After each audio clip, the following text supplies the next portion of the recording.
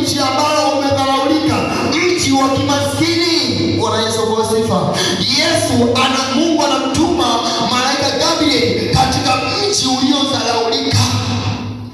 Yamkini umedharaulika, mji wako ni mji wa kinyonge. Hata wakati mwingine unaona hata viongozi wa dini hawakutembelei nyumbani mwako, umekata tamaa.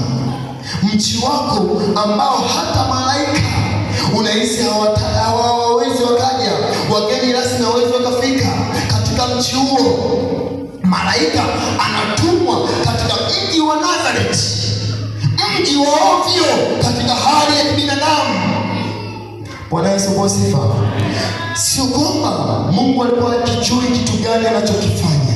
Tunasema kuzaliwa kwa Yesu Kristo ni mpango wa Mungu katika wokovu wa mwanadamu. Tunasema kuzaliwa kwa Yesu Kristo ni mbinu ya Mungu kumshinda shetani. Maana kila mbinu ilitumika namna gani mwanadamu atapata wokovu. Mungu akaamua kutengeneza mbinu ambayo shetani hataijua. Mbinu ya Yesu Kristo kuzaliwa ilikuwa ni mbinu ya ajabu. Hata shetani alishangaa, ni wapi nilipopigwa chenga na huyu Mungu? Mungu alikuwa ni mtu mwenye akili, ufahamu wake uchunguziki. Shetani aliamini anamweza Mungu, lakini kumbe ameshindwa. Mungu akaandaa mji wa kinyonge. Shetani alizani atazaliwa Yesu labda Marekani, New York, si Ufaransa, wanasema sifa. Lakini Yesu anakuja anazaliwa Mbeya. Yesu anakuja anazaliwa Gombe ECC. Yesu anakuja anazaliwa kwa mama mmoja aliye dhaifu, mama asiyekuwa na heshima, mama ambaye hata jirani zake wamemkataa, ndugu zake wamemkataa, mtu ambaye hana kibali hata mbele za watu. Yesu anazaliwa katika mtu huyo. Wewe ni mbinu ya Mungu kumshinda shetani. Wewe ni mji wa Nazareth. Yaani Yesu ameamua kuja Gombe akutafute wewe. Bwana Yesu asifiwe. Endelea. Akasema, salamu uliyepewa neema, Bwana yupo pamoja nawe. Ndipo pointi iko hapo kwamba salamu ewe uliyepewa neema. Bwana Yesu asifiwe. Mariamu alipewa neema. Neema maana yake nini? Neema maana yake ni upendeleo. Kati ya wengi akapendelewa mtu mmoja. Kati ya wengi akapata upendeleo, mapendeleo huo. Nimesema walikuwepo watu wenye sifa, walikuwepo mabinti wazuri wenye elimu za kidunia na elimu za kidini pia.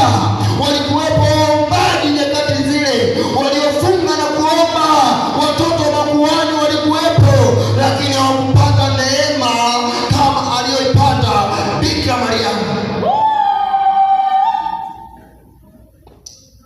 Leo ni nani anayepata neema?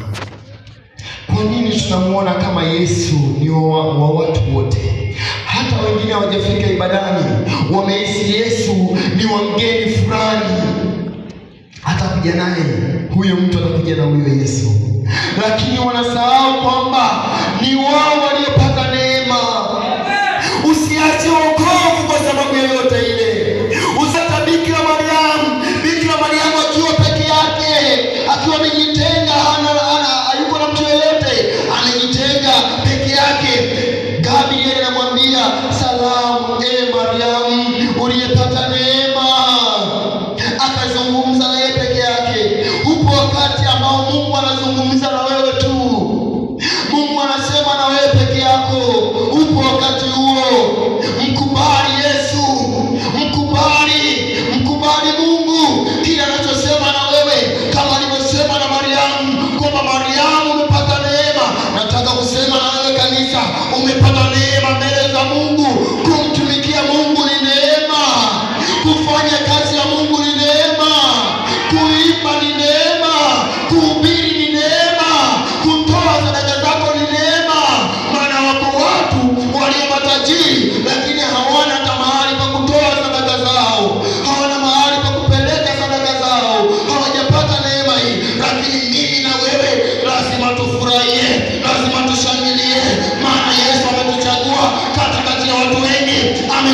na sisi tumtumikie yeye, tutamtumikia kwa furaha, tutamwimbia kwa furaha, maana tumepata neema. Hatukustahili, haukustahili mtumishi wa Mungu, nikwambie ukweli, haukustahili. Wapo watu waliostahili, lakini akawapiga chini, akasema ninamtaka huyu. Wapo watu walimshauri Mungu, wakamwambia Bikira Mariamu, kwanza binti mdogo, hana elimu huyu binti, hajasoma huyu binti. Mungu akamwambia namtaka huyu. Gabrieli, nenda kwa huyu. Nimemchagua Mariamu abebe kilicho kitakatifu changu. Nimemchagua huyu mama abebe kilicho kitakatifu changu. Wako watu wakasema huyu hajui kusoma. Bwana Yesu asifiwe. Wako watu wanakukataa. Wako watu wanakukataa, usihangaike nao. Wako watu hawakuelewi, usihangaike nao, usipate nao tabu. Una kibali mbele za Mungu wewe. Umepata kibali, usihangaike na hao. Yaani hata Mariamu wangemkataa wanadamu kiasi gani. Mariamu alipata neema tu. Walimchunguza wakisema huyu binti ni mzinzi, amepataje hiyo mimba? Huyu binti hafai. Biblia inatuambia hata Yusufu mchumba wake aliwaza moyoni mwake, imekuwaje huyu binti amebeba mimba? Biblia inasema Yusufu akaazimu kumwacha kimya Mariamu. Mariamu ilifika hatua anaachwa hadi na mchumba wake. Haukuwa wakati mdogo kwa Mariamu, alipitia shida, lakini kilichomtia nguvu ni neno la Mungu mbinguni. Kwa Mariamu umepata neema, na mimi niseme na wewe leo umepata neema, mtumishi wa Mungu, umepata neema. Usihangaike na dunia inasema nini, usihangaike na wanadamu wanasema nini. Wakikukatisha tamaa, waambie nimepata neema. Neema haiangalii aliye mtakatifu, neema haiangalii asiye na dhambi, neema haiangalii mwenye pesa, neema haiangalii matendo ya mwili, bali neema ni kuchaguliwa, neema ni kukubalika mbele za Mungu. Hiyo ndiyo maana ya neema. Neema inampa mtu furaha, neema inaondoa vifungo ndani ya mtu, neema inaondoa magonjwa ndani ya mtu, neema inaleta amani. Iliyoondolewa amani inarudi tena. Hiyo ndio neema. Neema haimkatishi mtu tamaa. Neema hata mtu akishindwa, hata mtu akianguka, anainuka tena. Hiyo ndio maana ya neema. Neema hata mtu akianguka mara 7, anainuka tena, anasimama tena. Hiyo ndio maana ya neema aliyepata Mariamu. Neema imfanye kafa siku zote. Ukiona mtu ameanguka hataki kuinuka, hiyo sio neema. Kumbuka wewe una neema ya Mungu. Uamkapo simama tena siku kama ya leo. Ushindwapo simama tena siku kama ya leo, maana una neema wewe. Wako watu watakufa dhambini, wako watu watakufa hawajapata kibali hata cha kuingia katika hekalu la Mungu.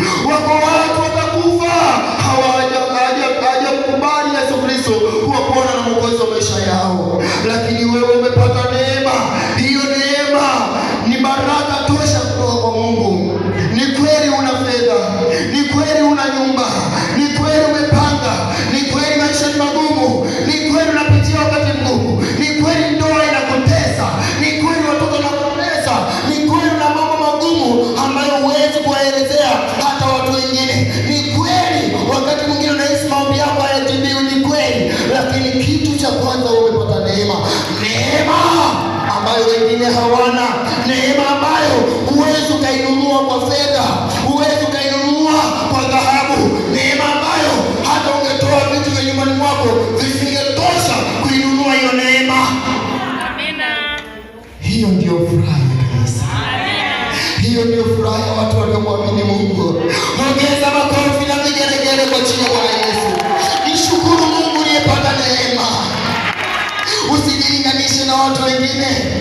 Wana vitu vya mwilini lakini hawana neema. wana mali nyingi, lakini hawana neema. Haleluya! Biblia inasema, naye akafadhaika sana kwa ajili ya maneno yake, akawaza moyoni, salamu hii ni ya namna gani? Malaika akamwambia, usiogope Mariamu, kwa maana umepata neema kwa Mungu. Tazama, utachukua mimba na kuzaa mtoto mwanamume, na jina lake utamwita Yesu. Huyo atakuwa mkuu, ataitwa mwana wa Aliye Juu, na Bwana Mungu atampa kiti cha enzi cha Daudi baba yake. Ataimiliki nyumba ya Yakobo hata milele, na ufalme wake utakuwa hauna mwisho. Bwana Yesu asifiwe. Kitu cha kwanza anamwambia usiogope. Najua ukimbeba Yesu Kristo katika maisha yako, vita ni vingi, makwazo ni mengi, kushindwa ni mengi, lakini malaika anamwambia usiogope, maana ulichokibeba ni kitakatifu. Nami nimebeba na kanisa, tutiwe nguvu tena siku ya leo. Nami nasema usiogope kwa neno la Mungu. Yako unayopitia, kupo kushindwa na kukata tamaa, lakini kwa neno la Mungu tiwa nguvu tena. Simama tena, maana kile ulichokibeba kwa jina la Yesu ni kitakatifu hicho. Hautakufa kama neno lisemavyo, bali utaishi uyasimulie matendo makuu ya Mungu. Maana ulichokibeba ni kitakatifu cha Mungu. Hautakipigania wewe, vita si vyako wewe, maadamu ulichokibeba ni cha Mungu. Mungu atakilinda kilicho ndani yako. Mungu atakitetea kilicho ndani yako. Mungu atalipigania kanisa lake. Mungu atalishindia kanisa lake. Mungu atakuvusha upitapo katika maji mengi. Mkono wa Mungu utakuwa juu yako, hayo maji hayatakuharibisha. Hata upitapo katika moto, miali ya moto haitakuteketeza, utakuwa salama. Malaika anamwambia Mariamu usiogope.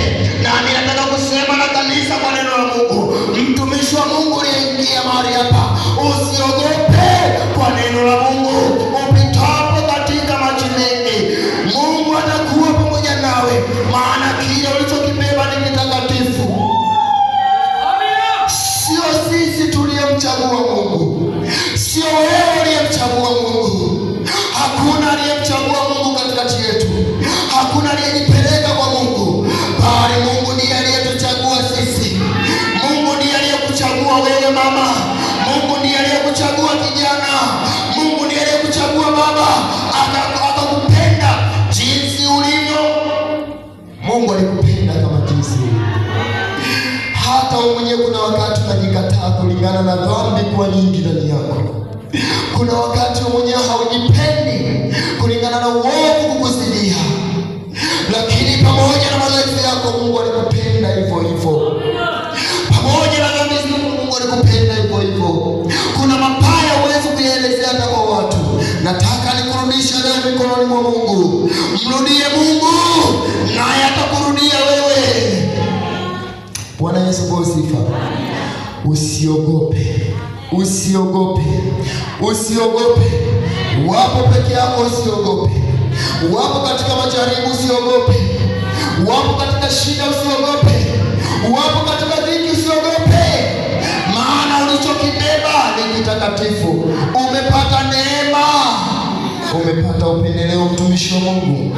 Bwana Yesu asifiwe. Nimalize kitabu Yeremia 20 mstari wa 9. Najua umesoma sana habari za kuzaliwa kwa Yesu Kristo, ila Yesu Kristo amezaliwa ni kwa ajili yako peke yako. Soma hiyo Yeremia 20 mstari wa 9. Mstari wa 9 Biblia inasema, nami nikisema sitamtaja wala sitasema tena kwa jina lake. Yeremia anasema, nami nikisema tena sitamtaja wala sitasema tena kwa jina lake. Yaani kwa jina la Yesu sitamsema huyu Mungu, nami sitalitaja jina lake. Maana Yeremia yamkini alipita katika wakati mgumu, yamkini alipita katika mateso mengi kupitia jina la Bwana. Yaani unapolitaja jina la Mungu, kuna wakati unapita katika misukosuko. Yeremia akakaa chini akawaza, akasema, je, nami nisimtaje tena huyu Mungu? Nisiseme wakati ambao hautamani hata kuimba kwaya, hautamani hata kuhubiri, hautamani hata kuja kanisani. Upo wakati huo. Nabii Yeremia hakuwa nabii mdogo, alikuwa ni nabii mkubwa katika manabii wakubwa. Yeremia naye alikuwepo, alikuwa akifanya miujiza, alikuwa akitabiri, alikuwa akiyaona mambo yajayo, alikuwa akiyaona. Bwana Yesu asifiwe. Yeremia alikuwa akizungumza na Mungu, malaika walikuwa wakisema naye Yeremia, lakini kuna wakati alipopita katika misukosuko akakuwa habari ya huyu Mungu, Yeremia akawaza, yamkini napitia haya ni kwa sababu ya jina la Mungu. Hivyo mimi Yeremia sitasema tena habari za Mungu, nitanyamaza, sitamsema huyu Mungu, nitajificha, nifanye mambo yangu, niendelee na kilimo, niendelee na biashara. Bwana Yesu asifiwe. Mimi na wewe. Basi ndipo moyoni mwangu kumekuwamo kama moto uwakao. Lakini Yeremia baadaye anasema ndipo moyoni mwangu kumekuwepo kama moto uwakao, yaani moto unawaka ndani yangu kama moto unawaka leo ndani ya kanisa la JC, ndani ya wamama. Kuna mlipuko, kuna moto kwamba hauwezi ukavumilia kutotaja jina la Mungu. Moto unawaka, ina maana Roho Mtakatifu anashuka ndani ya mtu, maana umechaguliwa. Haujamchagua Mungu, bali yeye amekuchagua wewe. Hauwezi ukamkimbia Mungu, hauwezi ukamkataa Mungu, mtumishi wa Mungu, kwa sababu yeye amekuchagua. Nenda uendako, popote utakapojificha, yeye Mungu yuko kila mahali, yeye Mungu yuko kila kona. Yeremia anasema ndipo moyoni mwangu mmekuwepo kama moto uwakao ndani yangu. Ndio Uliofungwa ndani ya mifupa. huo moto sio tu unawaka ndani yangu, bali umefungwa katika mifupa yangu, kwamba nyakati zote moto huu utaendelea kuwaka. Moto wa Injili, moto wa kuhubiri, moto wa kumtumikia Mungu, nami siwezi kujizuia, nitasema habari zake. Haleluya, kanisa la Bwana, ongeza makofi na vigelegele kwa ajili ya Yesu aliyekuchagua wewe, huyu Yesu aliyekupiga alama ya Roho Mtakatifu. Roho Mtakatifu yuko ndani yako. Unaposhikuta umeshindwa na kuchoka, unapofika hata umekata tamaa, Roho Mtakatifu anawaka ndani yako. Roho Mtakatifu anaamsha nguvu mpya tena. Unapokuwa umechoka, unapokuwa mwenye kiu, uko katika jangwa zito, kuna wakati unakuta bubujiko jipya, unakuta kiu mpya tena ya kuinuka. Hivyo vitu ni kwa watu waliochaguliwa tu. Usiwashangae wale wengine ambao mwaka mzima haji kanisani, usiwashangae wale. Ni wewe tuliyechaguliwa. Ni wewe, ni Yeremia peke yako. Ndio. Anasemaje tena? Anasema nami nimechoka kwa kustahimili. Nami nimechoka kwa kustahimili. Yaani nimejikaza. Mimi Mariamu, lakini nimeshindwa kuvumilia. Lazima nimzae Yesu Kristo. Lazima nihubiri Injili. Sio hiari yako wewe kumtumikia Mungu. Sio hiari yako wewe kuyafanya mapenzi ya Mungu. Anasema Yesu, nyinyi msipohubiri hata mawe yatainuka yahubiri, msiposifu mawe yatasifu. Haleluya, kanisa la Bwana.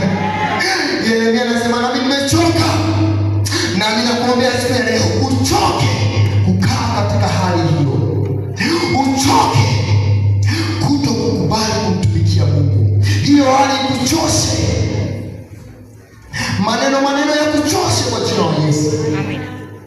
Udhaifu kuchoshe, ugumu wa kunyamaza na kutosema habari za Mungu kuchoshe. Siku ya leo kwa kuzaliwa kwake Kristo azaliwe ndani yako, afunge moto wa Injili, afunge moto kumtumikia Mungu, akuinue tena kwa jina la Yesu Kristo. Malizia hapo. Wala siwezi kujizuia. Bwana Yesu asifiwe. Kuzaliwa kwake Yesu ndivyo kulikuwa kwa namna hiyo. Yesu alizaliwa ili aweke moto mpya ndani ya watu. Ukisoma katika kitabu kile cha Yoeli 2, anasema nyakati hizo nitamimina roho yangu juu ya watu wangu, juu ya kanisa tamimina roho wa Mungu, juu ya wamama tamimina roho ya Mungu, juu ya vijana na juu ya wababa. Ataweka nguvu ya Roho Mtakatifu. Nami ninaomba siku ya leo Roho Mtakatifu ashuke ndani ya kanisa, ashuke ndani yetu Roho Mtakatifu awezaye kututia nguvu katika nyakati za mwisho, katika nyakati ambazo dunia inakwenda mwishoni, nyakati za kuchoka kwingi sana, nyakati za kushindwa kwingi sana. Roho ya Mungu amimina juu yetu, moto wake ndani yetu, tusichoke tena. Huyo Roho Mtakatifu akatuhuishe kwa upya. Roho ya Mungu, huyo Yesu Kristo aliyezaliwa kwa ajili yetu. Maana Biblia inasema, tazama mtoto mwanaume amezaliwa kwa ajili yenu. Huyu Yesu Kristo amezaliwa kwa ajili yetu. Kuna siku nilisema kwamba hao wanadamu hawajazaliwa kwa ajili yetu. Hata nayemwita mke wangu si kwamba amezaliwa kwa ajili yangu, japo tunadanganyana hivyo na huwa tunafundishana hivyo. Hata ndio tunafundishwa naambiwa hivyo, waiteleke Esther amezaliwa kwa ajili yako. Ipo siku mimi naweza nikaondoka duniani, huyu ataolewa na mtu mwingine, au yeye akaondoka mimi nikaoa mtu mwingine, ndoa zinavunjika. Bwana Yesu kwa sifa.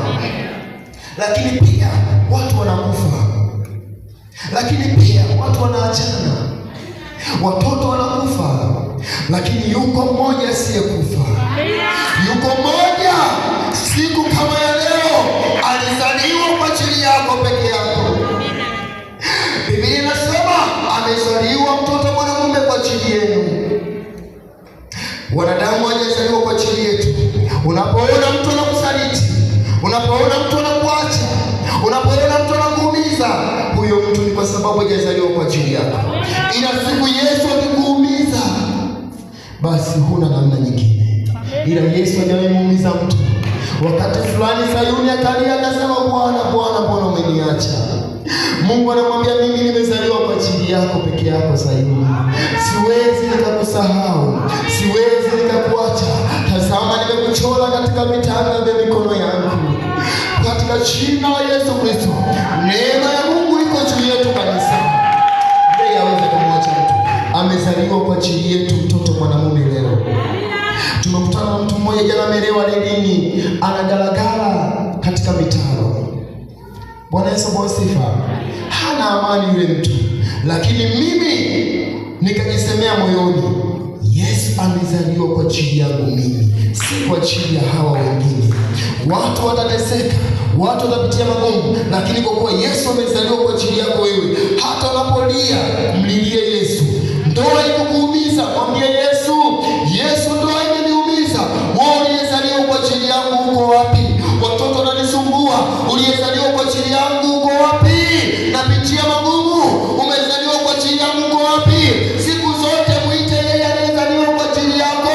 Usimuite baba, usimuite mama, usimuite mme, usimuite mke, usiite uongozi wa serikali, bali muite Yesu aliyezaliwa siku ya leo kwa ajili yako peke yako. Ukimuita yeye ataonekana. Anasema niiteni maadamu ni karibu. Anasema leteni hoja zenu zenye nguvu, tena njoeni tusemezane. Anatafuta mtu wa kusemezana na yeye. Yesu amezaliwa kwa ajili yetu. Pesa makofi mengi na vigelegele kwa jina la Yesu. Nashindwa nimsemee nini huyu Yesu Kristo. Leo Yesu Kristo amezaliwa kwa ajili yetu. Hata tutakapotoka mahali hapa, toka na amani, toka na nguvu mpya, toka kifua mbele. Amini Yesu amezaliwa kwa ajili yako. Basi shida zako, tabu zako zipeleke kwake Yesu Kristo. Na simama mahali ulipo. Simama mahali ulipo. Simama mahali ulipo. Ninampenda huyu Yesu aliyezaliwa kwa ajili yako. Nawe mpende Yesu Kristo aliyezaliwa kwa ajili yako. Naomba fumba macho yako.